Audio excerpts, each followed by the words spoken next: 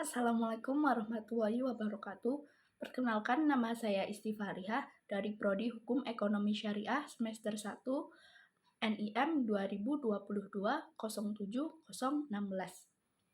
Di sini saya akan mempresentasikan tentang kasus hukum yang terjadi di Banyuwangi pada tanggal 19 November 2009 pukul 15.24 waktu Indonesia Barat. Nenek Minah yang berusia 55 tahun tak pernah menyangka perbuatannya yang memetik 3 buah kakao di perkebunan milik PT Rumpun Sari Antam RSA akan menjadikannya sebagai paksikat di ruang pengadilan. Bahkan perbuatannya itu diganjar 1 tahun 15 hari penjara dengan masa percobaan 3 bulan. Ironi hukum di Indonesia ini berawal saat Minah sedang memanen kedelai di lahan garapannya di Dusun Sidoharjo, Kecamatan Aji Barang, Banyumas, Jawa Tengah. Pada 2 Agustus lalu, lahan garapan Minah ini juga dikelola oleh PT RSA untuk menanam kakao. Ketika sedang asik memanen kedelai, mata tua Minah tertuju pada 3 buah kakao yang sudah ranum. Dari sekedar memandang, Minah kemudian memetiknya untuk disamai sebagai bibit di tanah garapannya. Setelah dipetik, 3 buah kakao itu tidak disembunyikan, melainkan digeletakkannya begitu saja di bawah pohon kakao. Lalu mandor dari PT RSA itu pun bertanya, siapa yang memetik buah kakao? Dengan polos, Minah mengakui hal itu perbuatannya. Minah pun diceramahi bahwa tindakan itu tidak boleh dilakukan karena sama saja mencuri.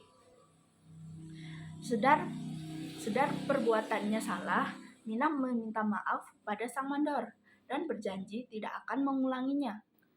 3 buah kakao yang dipetiknya pun dia serahkan kepada mandor.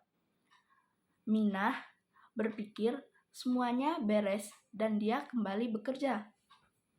Namun, dugaannya meleset.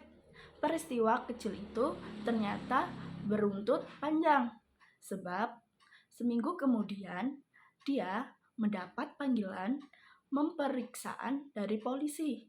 Proses hukum tersebut berlanjut sampai akhirnya dia harus duduk sebagai seorang terdakwa.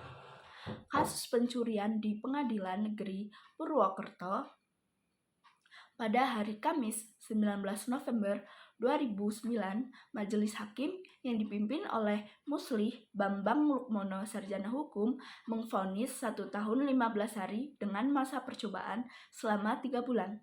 Minah dinilai terbukti secara sah dan meyakinkan melanggar pasal 362 KUHP tentang pencurian. Selama persidangan yang dimulai pukul 10 waktu Indonesia Barat, Nenek Minah terlihat tegar. Sejumlah kerabat, tetangga, serta aktivis LSM juga menghadiri sidang itu untuk memberikan dukungan moral. Suasana persidangan Minah berlangsung penuh keharuan.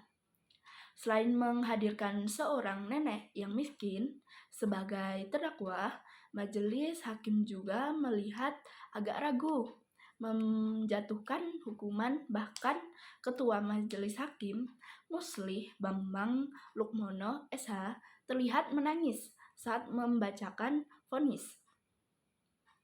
Vonis hakim 1 tahun 15 hari dengan masa percobaan selama 3 bulan disambut gembira keluarga, tetangga, dan para aktivis LSM yang mengikuti sidang tersebut.